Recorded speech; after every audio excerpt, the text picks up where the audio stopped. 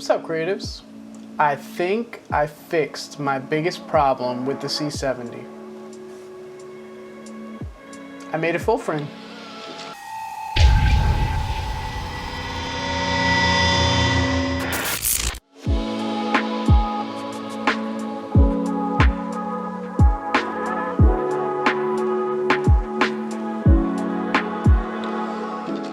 So let's talk about it, creatives. We're all looking at YouTube and we're looking at the Red Komodo, we're looking at the Canon C70, we're looking at the Sony FX6, we're looking at all these sub $6,000 cameras. The Blackmagic Pocket 6K Pro. Cameras are being thrown at us in this new cinema age. I ended up purchasing the Canon C70. I liked everything there was about it. I liked that it was a nice all-in-one run and gun solution. But one of the drawbacks to it, being below $6,000, but still $6,000, was that it wasn't a full frame sensor. It was a Super 35 sensor compared to the FX6. One of the things that Canon did to fix this was they came out with a 0.71x focal reducer. So it basically takes a Super 35 sensor and turns it into a full frame sensor. Plus, you get the added benefit of an extra stop of light because it's magnifying, I don't know, science, whatever.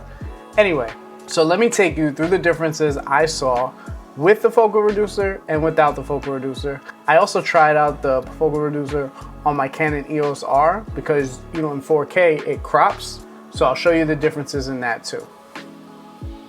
So here you can see, this is the C70 at 24 millimeters without the focal reducer. This is at an f4. And then here you have the same lens, same aperture, 24 millimeter with the focal reducer on. You can see your field of view got much wider.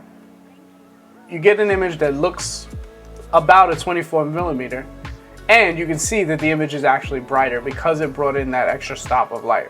So what I want to show you now is this is the EOS R 4K, the 4K mode on the EOS R at 24 millimeters. This is without the Speedbooster. Because it's an RF to EF adapter, I can use it on the EOS R on the 4K mode and bring back the 4K into a full frame.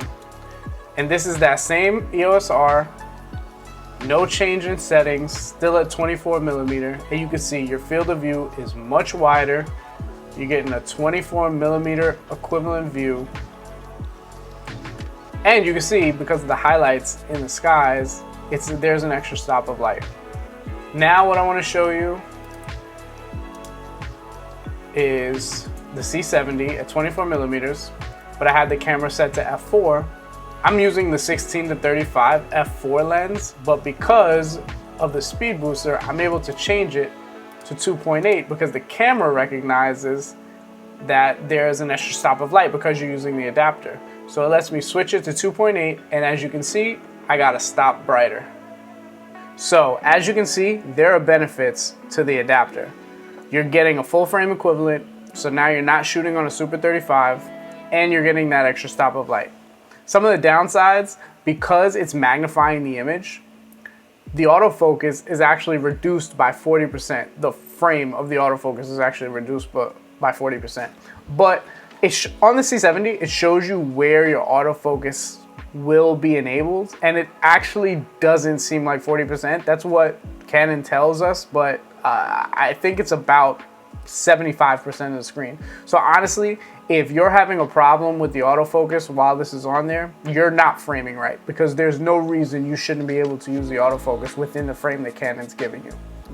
Now, is it worth the price? So the Red Komodo is $59.95, but that's also giving you a Super 35 sensor with an RF mount.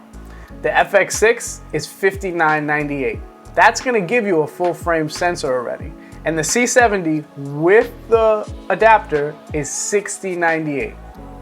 So it's about $100 more than the FX6, but how I put it, if you've already got Canon lenses, this camera is perfect for you. And the added benefit of being able to get it full frame, plus you're getting that extra stop of light, like on my 16-35 f4, it's now becoming a 16-35 f2.8. It's definitely worth it for me.